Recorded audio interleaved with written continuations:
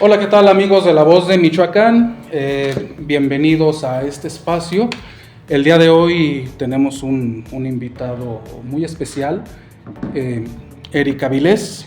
Él es presidente de Mexicanos Primero en Michoacán, un experto en temas educativos, en temas de políticas públicas. Y pues lo hemos invitado, primero darte la bienvenida. Gracias. Lo hemos invitado porque acaba de terminar el ciclo escolar, entonces pues tenemos varias preguntas que hacerle a Eric. Primero, Eric, se habla de un ciclo escolar completo, la autoridad así lo ha manifestado constantemente, incluso antes de que terminara el ciclo escolar, pero aquí la pregunta es, sí, un ciclo escolar completo, pero ¿bajo qué parámetros? ¿Qué tan completo? ¿Qué tanto se refleja el ciclo escolar completo en los indicadores, en el aprovechamiento, en diversos temas? ¿Cómo lo visualizas tú? O sea, para quien no lo entiende así completamente. Bueno, primeramente, gracias. Honrado como siempre que he venido a esta casa y que además me abre las puertas todas las semanas para escribir. Justamente una colaboración de un servidor en La Voz de Michoacán en su edición impresa, en donde hablaba de 33 factores que pudieran llegar a tomarse a manera de rúbrica para visibilizar, para exponer, para ir poniendo palomitas, o si les gustan los semáforos, un semáforo en verde, en amarillo y en rojo, respecto a 33 factores que pudimos haber evaluado para considerar si el ciclo, que aún se acerca a su fin, porque hay que recordar es hasta el 16 de julio cuando inician las vacaciones formalmente, entonces esperaríamos que en estos al momento 180 días de clase que han transcurrido, que debieron de haber sido de clases, se ha logrado esta integralidad, esta validez de todos los indicadores. El primero de ellos, por supuesto, si hablamos del ciclo escolar, pensaríamos en que hubo clases en todas las escuelas, en todos los grupos, estudiante por estudiante, que van al momento 180 días de clase y que se han cumplimentado debidamente y que han estado, para que sea un ciclo escolar completo, todos los estudiantes, todos los maestros, todo el personal de asistencia y apoyo a la educación, todo el personal directivo, todos los funcionarios, que todos estos temas en donde ha habido ausencias no hayan pesado. O sea, se ha hablado incluso de que hay funcionarios que no estuvieron en este país y que tienen a su cargo subdirecciones o niveles enteros y que en el ciclo escolar por alguna razón se ausentaron, que se quedaron en Estados Unidos, que salieron de sus funciones y que los estuvieron cubriendo sus jefes, por principio de cuentas. Ni que decir de los maestros que no llegaron a trabajar, pero no porque no quisieran, sino porque pisaron una mina personal y volaron. Estudiantes que les pasó lo mismo, madres de familia que fueron a recoger a sus hijos y quedaron en medio de un fuego cruzado en un municipio como Zitácuaro, las minas, bueno, en Apatzingán, las escuelas que se cerraron en Buenavista, Tomatlán, en Tepalcatepec, porque dijeron, bueno, ya no podemos seguir adelante. ¿Qué pasó ahí? Pues simplemente mataron a la presidenta municipal y se suspenden clases. Exacto, si la presidenta municipal, que es la persona que tiene más seguridad en su entorno, no puede estar tranquila ejerciendo la función, su trabajo cotidiano, pues ¿qué nos espera a los demás que somos simples estudiantes, maestros, padres de familia? O lo que pasó en Uruapan, la escuela que cerró por cobro de piso, o Zitácuaro, que tuvo varios días así también. Sí, que de hecho Zitácuaro es un caso muy llamativo porque tenemos a un presidente municipal reconociendo públicamente que están rebasados. Entonces, si la misma autoridad municipal, la máxima autoridad del municipio reconoce estar rebasada, ¿qué puede esperar el director de una escuela, de una primaria, de una secundaria, no? Claro, el CEBETI 162 de Zitácuaro fue proverbial porque a medianoche había estudiantes, había maestros que estaban refugiados, estaban escondidos en redes sociales. Oigan, yo tengo un hotel, yo tengo una bodega, yo tengo una cochera, vénganse, quédense aquí, no se muevan, no sabemos qué vaya a pasar. Fue maravilloso ver las muestras de solidaridad entre la ciudadanía, pero la imagen de pérdida, de ausencia de rectoría, escuchar a un presidente municipal asustado diciendo, visité algunas calles, las que pude, Y por el otro lado, el contraste de ver a un presidente municipal con el chaleco blindado, sí, en unidades, pero persiguiendo a los delincuentes en un municipio que está también a 100 kilómetros de Morelia, bueno, si te cuesta 140, es que esperamos, o sea, para ver esos contrastes, pues no hay como Michoacán, que tiene climas y que también tiene niveles de posesión de la rectoría y tiene actitudes muy diferentes entre los presidentes municipales, que ciertamente, bueno, también hay que decirlo, no tienen todas las condiciones consigo ninguno de los 112 presidentes, pero bueno, en la actitud lo está todo. La intención de decir sí hay delincuentes, pero vamos a perseguirlos hasta topar con ellos, y en flagrancia pues hay otras atribuciones que tienen las autoridades, incluso tirar a abatirlos, y otros que dicen pues bueno, yo estoy en mi casa, estoy encerrado, pude visitar lo que fue, pero no salgan, y aparte yo no salí en 12 horas, el enfrentamiento fue a las 10, 12 de la mañana y pues hasta las casi medianoche sale el video. Y si a esto le sumamos este video que hace 15 años lo vimos, por ejemplo, en estados como Tamaulipas, cuando la violencia estaba en su etapa más cruda en ese estado, de niños en una escuela agazapados bajo las butacas, bajo las mesas, las maestras tratando de tranquilizarlos. Ahora lo vimos en Michoacán, o sea, escenas que veíamos de otros estados donde estaban sumidos en la violencia peor, mucho peor que aquí, ahora ya lo tenemos aquí, o sea, en casa, podría ser en cualquier escuela, ¿no? Sí, Buenavista, Tomatana, Patzingán, Sinapecuaro, bueno, Tepalcatepec, Cualcomán, en este mismo ciclo escolar, la presidenta municipal ahí que tan cuestionada de Movimiento Ciudadano que, bueno, estaba presente cuando se hizo un acto en donde se agradeció públicamente a un líder.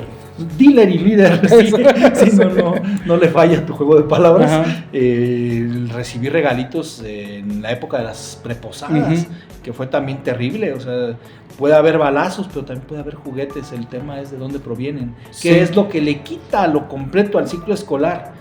Pues puede ser la legalidad, puede ser la posesión de la rectoría del estado, puede ser el enfoque educador, o sea, qué clase de educación están recibiendo los estudiantes cuando hay ese factor contracultural tan grave que implica que te saquen de tu salón de clases y te lleven a agradecer un juguetito a las personas que envenenan, que medran con la sangre, con la libertad, con la juventud, con los sueños, con las aspiraciones y hasta con la vida de las juventudes en Michoacán. Y que cuántos de esos niños que recibieron un juguete, ¿cuánto tiempo va a pasar para que sean reclutados? Claro. Para ese mismo grupo. Exactamente. Eso es lo terrible de estos movimientos criminales que se dan en municipios así. Y Michoacán tiene muchos espacios que han sido fallidos, que sí, el huracán, que sí, que ahora que Floss y que bueno, Eric misteriosamente, mi tocayo, no tocó una sola escuela y que bueno, nos llama mucho la atención, porque hasta Puebla sí llegaron 14 escuelas dañadas, 174 en Oaxaca, 114 en Guerrero, pero misteriosamente al cruzar el río Balsas en Michoacán no hubo una sola escuela que se le cayera una sola lámina, una sola techumbre. ¿Qué pasa también cuando Michoacán se vuelve a la tierra y no pasa nada? Pueden ser fenómenos meteorológicos como el huracán Eric, pueden ser cuestiones delincuenciales o puede ser la coordinadora, que también veíamos la CENTE en su paro de labores, afectó a casi a 2 millones de estudiantes. En Michoacán no hubo un solo estudiante sin clases, de acuerdo con el reporte oficial. ¿Qué tanto Aunque si les preguntamos a los padres de familia, ellos tienen otros datos, ¿no? Por supuesto. Bueno, aquí mismo, en esta casa editorial, pues, está la vía del tren muy cerca y pudimos constatar que había trabajadores de la educación ahí tomando y que evidentemente su presencia, partiendo del principio de la no ubicuidad que nos da este cuerpo humano, pues implica que hay un aula, que hay grupos, que hay estudiantes que se quedaron sin atención o que hicieron la moda que se instauró en este estado desde el documental de Panzazo, en donde cuando hay ausencia de rectoría, las escuelas se vuelven guarderías en donde todos pasan, en donde todos llegan, todos por favor nada más no corran, no griten, no empujen, esperamos a que nos dé la hora y se van de regreso, y al final todos los estudiantes mágicamente aprobados y hasta con 8 de promedio. Que pasó en la Federal 7 aquí hace 15 años y que sigue sucediendo. Y entonces entramos al tema de los indicadores. ¿Qué tanta validez puede tener que haya 0 reprobación? o que haya cero abandono escolar, un indicador cruento, pero que es muy fácilmente manipulable, porque implica que todos los estudiantes al final del ciclo reciban su certificado, su boleta, y que no haya alguien que se haya quedado en el camino. Sin embargo, ¿cómo van a llegar esos estudiantes? Te conozco un caso, aquí en Morelia, un maestro de primaria, no deja tareas, muy laxo en su forma de trabajar, todos pasan con él, pero ¿cómo llegan estos niños a la secundaria? O al bachillerato. O al bachillerato, sí, o sea, ahora ya todo lo aparte, bueno, que ahorita pasamos a ese otro tema de la inteligencia artificial, como una herramienta se está convirtiendo en un arma de doble filo para los estudiantes. Mucho se habló en su momento de que las máquinas se iban a volcar contra nosotros, y creo que ese momento ya nos alcanzó, y precisamente es un caballo de Troya en donde ya se demostró, hay estudios que están por ahí en boga, y tengo uno en mi Facebook al respecto, que lo hace de una manera muy científica un investigador, donde demuestra la pérdida de capacidades cognitivas derivado de basarse, de confiar en la inteligencia artificial, y cómo ciertas zonas cerebrales dejan de funcionar como operaban normalmente, derivado de que ya no hay pensamiento crítico, sino simplemente das por ciertos los datos que te da la IA, entregas el ensayo, e incluso hay personas que ya no son capaces ni de repetir ni de recordar lo que le pusieron a la IA, el famosísimo prompt, que le pidieron: oye, tú eres un experto en ciencias naturales, descríbeme cómo nos afecta el cambio climático en este momento, en esta región. Te dice, pero no recuerdas lo que te contestó la IA siquiera, y es un tema que ni la memoria se activa. Entonces, y esto nos lleva a regresar a nuestra realidad michoacana y a tomar el caso del maestro que conoces, en donde pues la pregunta, el corazón del sistema educativo es el derecho a aprender, pero es un derecho que no se mide, que no se evalúa, que no recibe seguimiento en este estado, que lamentablemente Michoacán es una gran caja negra en materia de aprendizajes. Hubo dos momentos en este pasado reciente que imbrican directamente a la administración pública estatal, que es el inicio de los ciclos escolares 2022-2023 y 2023-2024. Todavía hasta el 2024-2025 ya era optativo, pero aún así no lo hicieron, que es la evaluación diagnóstica que promovió la Comisión Nacional para la Mejora Continua de la Educación, Mejoredu, que en el primer caso Michoacán fue uno de los pocos estados que no participó. En el segundo ya eran 8 estados que ni siquiera juntaron la muestra necesaria representativa para que Mejoredu conociera cuál era el nivel de aprendizaje. Que hubo oposición sindical a esto, ¿no? Ese fue uno de los factores. Sí, gremial, incluso ni siquiera sindical, el CENTE no salió, hubo algunos movimientos por ahí por debajo, pero son valores entendidos. ¿A quién le convenía que Mejoredu aplicara esta evaluación diagnóstica a pesar de que no era punitiva? Pues no le convenía, por supuesto, a los gremios, pero tampoco le convenía a la autoridad, y quizá quien menos le convenía era la autoridad educativa, quien iba a evidenciarse como la primera responsable de las falencias en aprendizaje, de cómo venía arrastrando desde la pandemia a los estudiantes. O sea, nos llegó la pandemia en el ciclo 2020-2021 y es momento en el que no se les ha evaluado a toda una generación. Sí, que de por sí antes de la pandemia tampoco estábamos en niveles óptimos. No, ya veníamos arrastrando una tradición muy nefasta en la prueba enlace, en la prueba planea. PISA nunca fue representativa para Michoacán, entonces siempre quedábamos en lugares incómodos, o peor aún, no éramos evaluados. Pero ya lo de la pandemia a mí me parece que ya fue un despropósito. En esta misma casa editorial, en el mes de abril en 2020, escribí un artículo donde decía, y lamento en muchas ocasiones esa postura de agorero que toma uno, porque yo decía, es momento de que se refuercen los aprendizajes, todos los estudiantes van a casa. Y decía, la prueba PISA en otros momentos y algunos otros estudios han demostrado que uno de los más grandes ensanchadores de brechas en el aprendizaje no es si la escuela es pública o privada, o si es rural o urbana, o si es Harvard o es la escuela del Realito, no. Lo que más ensancha es precisamente la falta de clases. Cuando más se separan los estudiantes entre sí es en tiempo de vacaciones. Sí. Y eso está demostrado científicamente. Entonces, al momento en el que había una suspensión de las actividades educativas, era lógico que iban a venir las brechas, y más aún que el aprendizaje a distancia no iba a ser el óptimo. Hay otros estudios que dicen a su vez, la escuela más humilde, más de palitos, con las condiciones más precarias, da mejores aprendizajes que el mejor aprendizaje en línea. Y este no es un estudio en México, es un estudio que se hizo en Estados Unidos, en donde las condiciones del aprendizaje en línea son muy buenas. Sí. Entonces, que aparte yo creo que sí habría que separar, ¿no? Dos aspectos que pareciera que son lo mismo, pero son muy diferentes. Aprendizaje, calificaciones. claro. O sea, tenemos los estudiantes, o sea, tú por lo que decías ahorita, ¿no? Del derecho al aprendizaje. Sí. ¿Qué tanto se trabaja por garantizar el derecho al aprendizaje y qué tanto se trabaja por el derecho a un 10 que da una calificación aprobatoria y que permite pasar de grado? Y que incluso se puede llegar a regalar el 10, que te repruebe la vida, decían. Lo lamentable es que sí nos está reprobando la vida. Vienen otros indicadores, otros estudios, otras variables macroeconómicas, sociales, competitivas, que nos demuestran que nuestro estado está rezagado. Recién el Instituto Mexicano para la Competitividad acaba de hacer una evaluación en donde coloca a Michoacán estancado en el lugar 29 de 32, encabezando la mal llamada franja de la pobreza, en donde una vez más Michoacán no despega, y por muchos factores correlacionados directa o indirectamente con el sector educativo.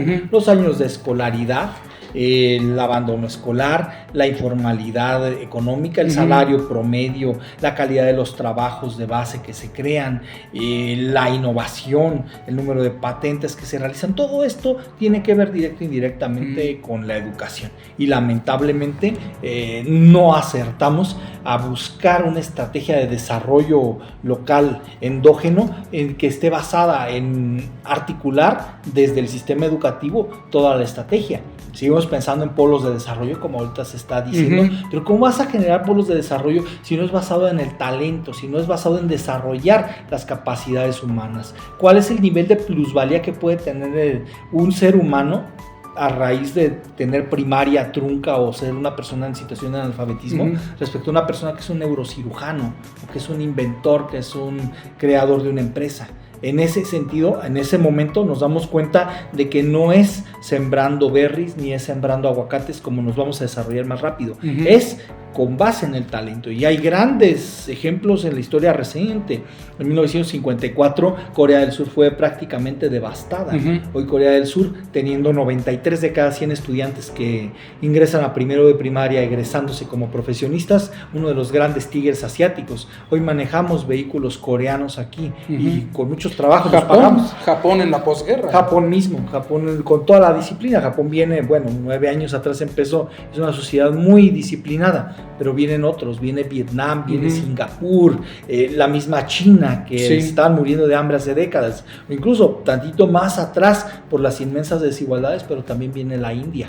Todos estos tigres de Asia nos van a devorar, y nos están devorando, derivado que en México y particularmente en Michoacán no hemos desarrollado las capacidades, y se entiende por qué no hay esa fábrica de vehículos eléctricos en Michoacán, por qué no llegó en su momento ni siquiera la FAU, por qué la aeronáutica francesa Bombardier no aterrizó en Michoacán y se fue a Querétaro, a pesar de que el presidente era de Morelia y buscó de alguna manera sondear condiciones y no se generó, y que el gran decantador fue la creación de un instituto de investigaciones a modo prácticamente en Querétaro para que llegara esta industria aeroespacial. Y así podemos citar en ejemplos en donde no podemos ni siquiera aterrizar, completar el corredor textil de Moroleón, que iba a llegar hasta Sinapecuaro rodeando el lago de Cuitzeo, porque ni para eso nos dio, por la falta de talento, de capital humano, derivado de que el sistema educativo no logra generar las condiciones para que las niñas, los niños, los jóvenes permanezcan, aprendan y cursen trayectorias completas. Y todas las demás desgracias de los que lo logran no se quedan en el estado. No, se van. 1 de cada 3 doctores en ciencias en este país, graduados en este país, están en Estados Unidos. de ese nivel, y podemos seguir citando una gran cantidad de ejemplos. Sí. Y lamentablemente hasta nuestros mejores empresarios, muchos de ellos son migrantes, están viviendo por lo menos en Ciudad de México y de ahí en adelante. Sí, cantidad de profesionistas que se van a Querétaro, a Ciudad de México, a Guadalajara, o sea, no se quedan aquí porque no hay las condiciones para que desarrollen su trabajo aquí. Y las autoridades, bueno, siguen considerando que con programas paliativos, con políticas públicas incompletas, van a generar esto. O replicando los programas federales, o con campañas de comunicación muy intensas hablando de un ciclo escolar completo cuando el ciclo ni siquiera se ha acabado. O sea, yo diría, por lo menos hay que esperar el 17 de julio para decir este ciclo fue completo, pero tienen meses hablando de un tercer ciclo escolar completo, cuando revisando estudiantes, maestros, padres de familia, infraestructura, equipamiento, indicadores, abandono escolar, que nadie se muera de la escuela a su casa, y muchos otros factores más. Les decía, yo hice un saque inicial con 33 factores en La Voz de Michoacán. Pues no hay manera de decir que este ciclo fue completo. No hay una sola manera. Ahí estuvo el paro de la CENTE prácticamente un mes. Sí. Además de todas las actividades que invadían o que logran ellos suplantar las actividades de los consejos técnicos escolares de los viernes, y en ese marco, bueno, hacen actividades políticos sindicales, simplemente simulan que hablaron de la nueva escuela mexicana en actas y listo. O sea, de verdad hay una gran cultura de la simulación que empieza desde el discurso oficial cuando hablan de ciclos escolares completos, cuando está la situación así. Yo invito a la autoridad que se haga una evaluación de los aprendizajes y que haya una trazabilidad, una comparabilidad, que vuelva a haber gobernanza en el sistema educativo estatal y que haya observadores académicos, investigadores, ciudadanía, periodistas conociendo qué es lo que pasa en el hecho educativo cotidiano. Pero todo esto se ha dejado en animación suspendida y lamentablemente pues hoy no sabemos ni aprendizajes, ni gobernanza, ni cómo se ejercen los presupuestos al interior. No hay una debida transparencia en algo que se ha hecho mucho ruido mediático, que es la agenda magisterial, en el ingreso, en la permanencia, en la promoción horizontal, vertical, las permutas, las jubilaciones, los permisos, la contratación de personal por pago por servicios eventuales, muchas cuestiones que están pasando ahí y que no se han transparentado, que la propia autoridad es juez y también parte, y que de una manera muy extraña la unidad estatal del sistema para la carrera de maestras y maestros en Michoacán tiene un consejo directivo, es un organismo descentralizado operando así como tal, cuando en el resto del país es parte de la estructura de gobierno. ¿Qué es lo que está pasando? ¿Qué es lo que se está haciendo con el sistema educativo estatal? Hay muchas interrogantes, son más de 30,000 millones de pesos que va para ello, y los resultados que estamos viendo todavía son por lo menos cuestionables y lamentablemente sumamente opacos, derivado de que no hay una medición constante, no hay rendición de cuentas, y le tenemos que creer a la autoridad. Pero ¿cómo le creemos a la autoridad, que es la primera en poner el desorden, en presentar un discurso falaz diciendo que el ciclo escolar fue completo cuando todavía no se termina? Y de ahí en adelante tenemos muchas cuestiones que revelar respecto a poner sobre la mesa qué tan válido es hacer o decir ciertas cosas. Yo he dicho mucho, esta administración tiene una confusión conceptual crasa en materia de revolver la agenda educativa con la agenda magisterial. Les he dicho, lo hemos dicho en los medios, hay que realizar una agenda de desarrollo educativo y hay que reconocer la problemática magisterial, trazar una agenda y decir, maestros, no les pagamos bien, maestros, los tenemos trabajando en condiciones infrahumanas, igual que a los estudiantes intentando ejercer sus derechos. Maestros, no los promovemos. Maestros, tenemos categorías de primera y de segunda por el pago. Maestros, no hemos federalizado la nómina. Ok, es una lista inmensa, es un pergamino. Pero, pues bueno, debo no niego. Pago no tengo, pero podemos establecer un programa, un plan de pagos. Vamos a generar un programa de creación de plazas directivas para los maestros estatales, un programa de permutas, y vamos a irle dando seguimiento y salida en 6 años. Sí, que el mismo magisterio vea que hay la voluntad, porque bueno, para el común denominador de las personas, cuando se ve un grupo de maestros manifestándose, huevones, váyanse a trabajar, pero no es no es la protesta lo que provoca el malestar, es el malestar lo que provoca la protesta. Por supuesto, es una consecuencia. Y si tenemos un grupo de personas de cualquier gremio manifestándose, es por algo, es porque tienen una demanda no atendida o tienen una necesidad no satisfecha.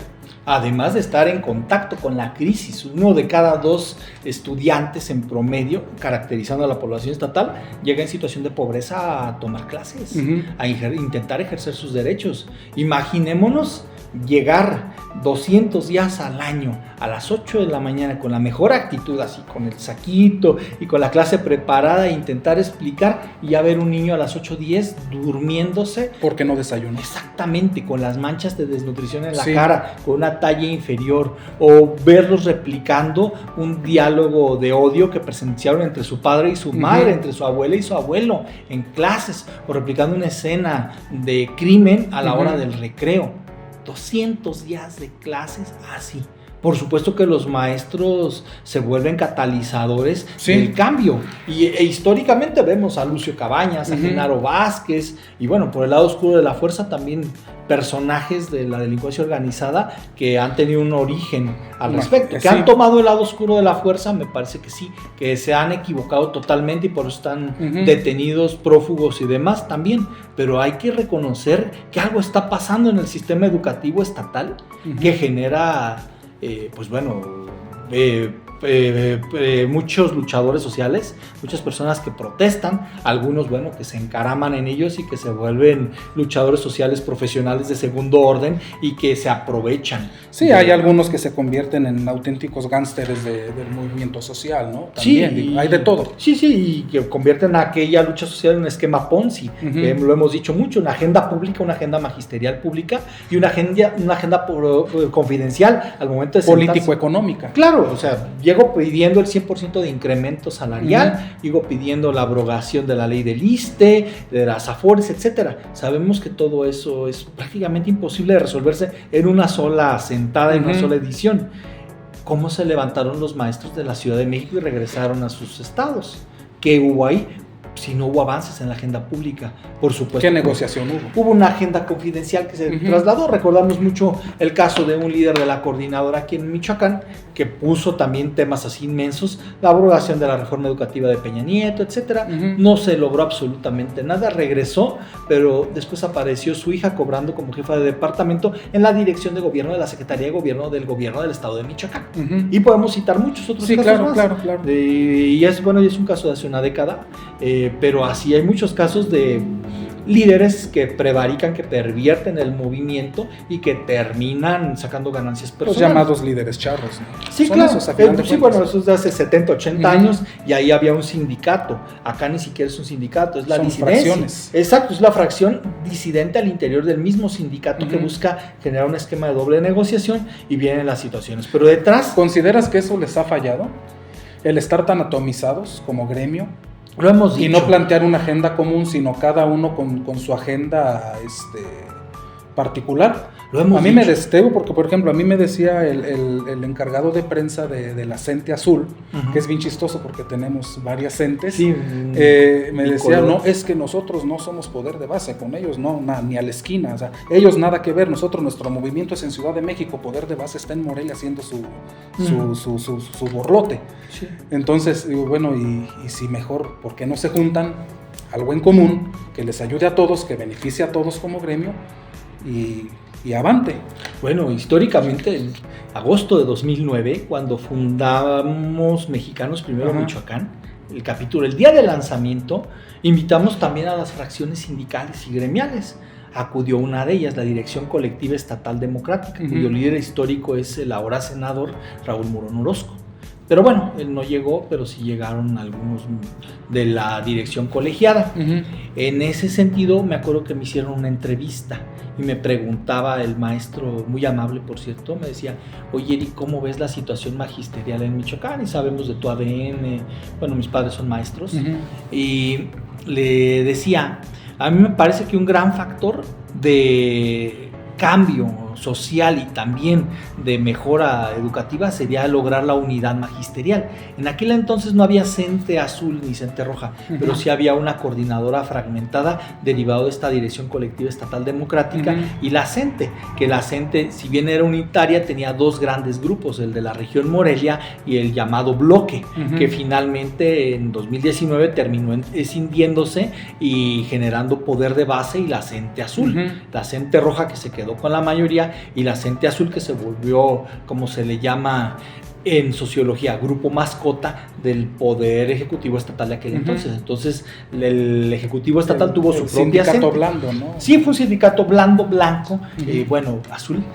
Y pues cómo son las cosas, porque viene la elección de 2021, la CENTE Roja se vio más representada en el partido Guinda, varios de ellos no solamente tuvieron posibilidades de interlocución, sino que incluso se genera un gobierno de composición en donde primero ocupan candidaturas, después diputaciones locales, regidurías, diputaciones federales incluso, y pues la CENTE Roja, poder de base, se convierte un tanto más afín al gobierno, y después vienen las rupturas con las traiciones, con los incumplimientos, pero la CENTE Azul se queda con la personería, con la representación, con las demás coordinadoras, la 9, la 7, la 22 en Ciudad de México. Y entonces, al no tener ya materia aquí y al mismo tiempo no tener la gestoría, porque no se les reconocía, no ser parte del gobierno, y al ser vistos como emisarios o una fracción emanada en el gobierno anterior, pero al ellos tener esa representatividad, ese diálogo, interlocución a nivel nacional, pues se van a hacer lo suyo. Entonces tenemos ya no una doble, sino una triple negociación. La pregunta es, ¿qué tanto están obteniendo los maestros de base de tener al CENTE negociando, de tener un senador ahí, Alfonso Cepeda? ¿Qué tanto sacan de tener a la CENTE Azul negociando en Ciudad de México, sentados con el secretario de Educación, con Mario Delgado? Con a un senador como Raúl Morón, que también proviene del magisterio. Sí, que bueno, ha marcado cierta distancia en lo público, pero... Al menos en lo público. Sí, pero sabemos que tiene... todavía muchas redes, muchas afinidades con el magisterio, con el sindicato, con las fracciones, y prácticamente tiene interlocución con todos. Entonces hablaríamos de al menos 2 senadores, y uno de ellos presidente de la Comisión de Educación, que es el michoacano, que bueno, sí debería de haber como que más. Me parece importante y valioso lo que ha dicho el senador Raúl Morón, en el sentido de que ha hablado de que va a hacer foros para derogar la ley de UCICAM, para modificarla. Habló también de en los foros de educación media superior y superior que nos invitaron aquí, uno fue en Morelia, pero pues bueno, todavía no hay goles, todavía hay muchas fintas, hay un esquema muy ofensivo de parte del magisterio, de los senadores, de buscar generar una agenda magisterial, pero no hay mayor concreción. ¿Yo cómo vería esto? Pues usando los medios institucionales. En el Plan Nacional de Desarrollo que se acaba de promulgar, yo esperaría que viniera una agenda, un reconocimiento explícito de todas las causas legítimas, de las reivindicaciones necesarias para el gremio magisterial y para el presupuesto de egresos de la Federación, que se debería aprobar a más tardar el próximo 15 de noviembre. Yo esperaría ver la primera edición, el primer sexto de 6 programas operativos anuales, de 6 presupuestos anuales, en donde dijeran, va tanto para que los maestros, ya no hay un solo maestro que gane menos de 16,000 pesos mensuales. Ahora sí, que aún así apenas son 2 salarios mínimos. Hay que reconocerlo, que ahora sí viene la federalización de la nómina y todos los maestros van a ganar lo mismo y a trabajo igual, salario igual en Michoacán. Por cierto, ¿cómo ves ese tema? ¿Cómo lo ves tú? Está parado.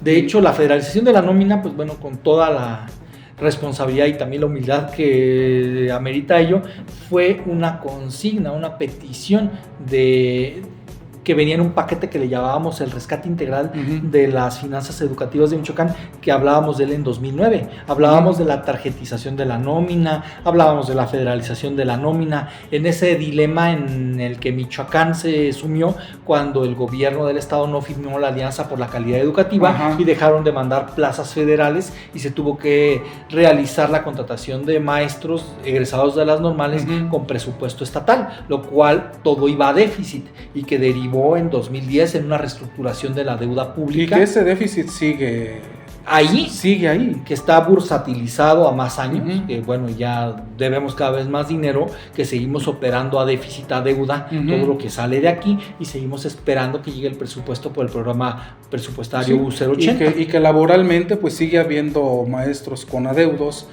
maestros eventuales a los que no se les ha pagado, a los que ni se les paga ni se les contrata, están en una especie de limbo administrativo, y que por eso salen a las calles. Y los maestros estatales que no tienen una carrera, no hay futuro, ya tienes tu clase estatal y ahí te vas a quedar, y aparte ves como los bonos y demás les llegan a los federales y tu salario base sigue ahí congelado. Es lamentable lo que está sucediendo. Nosotros hablamos de la federalización de la nómina en 2009, en 2018 se retoma el tema con la asonada de ruptura del pacto que realiza el gobernador Aureoles en aquel entonces, y después cuando recibe, eso sí me pareció una medida interesante la que hace Andrés Manuel López Obrador, y dice, ok, vamos a buscar la manera de federalizar la nómina. Lamentablemente es una promesa de Andrés Manuel López Obrador que todavía no se ha cumplido. Yo esperaría que sí se concrete. A mí me dio mucho gusto cuando por fin en este gobierno prácticamente se ha logrado tarjetizar mediante nómina bancaria a todos los trabajadores de la educación en Michoacán, porque fue algo que pedimos nosotros en 2009 y bueno. Y que hubo mucha oposición también de algunos personajes del gremio, ¿no? En su momento, claro. Porque era una especie como de caja chica que había ahí, había mucho, no desvío, porque no, pero sí había quienes se beneficiaban de ello, por ejemplo, jefes de sector,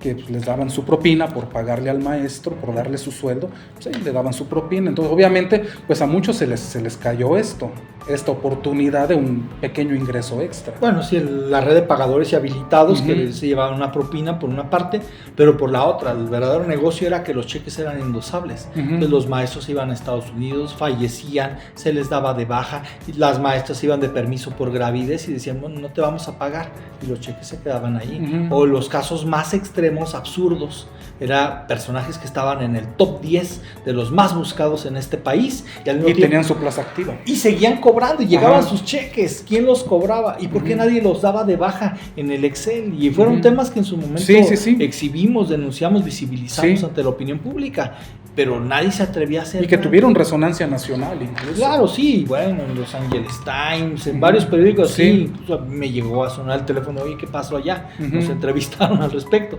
pero son cuestiones que reducen al absurdo la política de pago de nómina. Por eso digo, la agenda magisterial, la agenda de los maestros tiene que ser paralela, no debe de revolverse con la agenda educativa, van a confluir. Pero sí se tiene que reconocer que el tema magisterial es un problema público que se tiene que resolver y se le tiene que destinar recursos, tiene que haber objetivos en los planes nacionales y estatales de desarrollo y tiene que haber recursos responsables, indicadores y métricas de avance. Y verlo como lo que acabas de mencionar, un problema público, no político. Exacto. ¿Por qué? Porque se politizan mucho luego rubros que deberían ser intocables en ese sentido. Educación, seguridad, salud. Sí, y bueno, en el caso de educación, los maestros no tienen por qué estar esperando que un ogro filantrópico el 15 de mayo se digne a darles un 6, un 8, un 10% de incremento. Esto debería ser oficioso y debería estar caminando per se año tras año. Los maestros no tienen por qué andarse movilizando para hacer valer un derecho, y la educación tampoco. O sea, si no hay aprendizaje, si no hay butacas, si no hay internet, si no hay drenaje, si no hay baños, es responsabilidad del Estado mexicano y tiene que atenderlo oficiosamente. No tiene que salir con eso. Es que no nos han reportado que el huracán hizo algo. Espérate, pues tú eres la autoridad y deberías de estar revisando diario por la mañana. Debería haber un call center, un grupo inmenso o varios grupos de WhatsApp en donde se comunicaran desde Morelia con las unidades regionales y ellos a su vez con los directores de planteles, y en caso de ser factible pues hasta hacer un recorrido diario para ver cómo están funcionando las escuelas. Para tener un diagnóstico desde la primaria más céntrica de Morelia hasta la más alejada de Aguililla. Diario a las 9 de la mañana debería de haber eso, y lo pedimos desde 2009, curiosamente, Jorge. Hablábamos del clasómetro, una aplicación web que ahora, bueno, también puede ser en celular, en Android, iOS, en su tienda favorita, en donde día por día, grupo por grupo, escuela por escuela, se reporte si hubo clases o no, y en caso de que no haya, pues cuál es el motivo de la incidencia. Tampoco se trata de hacer cacería de brujas. O sea, hoy, por ejemplo, hay 12 municipios que están en alerta y hay clases suspendidas, y ¿a quién en su sano juicio se le ocurriría protestar que no haya clases cuando viene un huracán? Yo creo que al contrario, es responsable y es digno de reconocimiento a la autoridad que haya suspendido prudentemente clases. Sí, ante una situación de riesgo. Pero por supuesto, y qué bueno, y hubo un sismo, no pasó a mayores, 4 grados, pero aún así se vale avisar. ¿Qué diferencia cuando la propia autoridad esconde, oculta los datos, o peor aún, ni siquiera busca generar mecanismos de rendición de cuentas? Decir, miren, aquí está el sistema educativo, es una caja de cristal, ustedes pueden saber por qué razón la maestra se ausentó hoy. Pues es que tiene un permiso por una incapacidad y pues hoy se quedaron con el prefecto, o se les avisó 24 horas antes y hoy no vinieron los estudiantes. Y qué bueno que sea así, pero qué lamentable que la categoría de ciclo escolar completo dependa de la opacidad del secreto cumplido a los trabajos educativos en Michoacán. Qué catastrófico. No, y que el ciclo escolar completo sea la meta final, ¿no? Sí, no, llegar a decir que fue completo y no llegar a decir vamos a demostrar. Es como el asalariado. O sea, mi aspiración no es tener una mejor casa, darles educación de calidad a mis hijos, no. Mi meta es llegar al fin de la quincena.